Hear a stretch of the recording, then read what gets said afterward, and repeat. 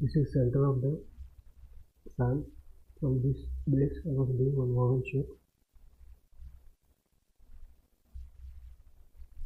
If I divide into 3 parts, things will come like this.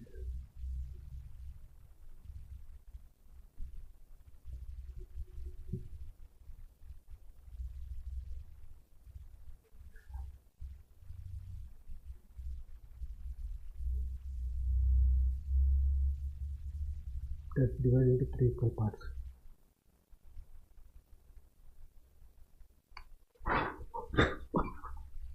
In this way, in situation, because if you are sitting, you won't see your legs.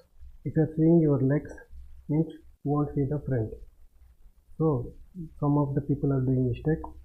If they are asked, you are sitting somewhere and watching something, they are trying to show their legs, their parts. If you are looking the straight, you won't see the down part. If you see the down part, you won't see the straight. Here you have to look at the TV. So in this case, in this situation, you are sitting and watching the TV, sitting, because you can see more of the ceiling, less of the tiles. Sitting and watching the TV, but to show the entire interior view. This is the situation drawing. You are sitting and watching the TV.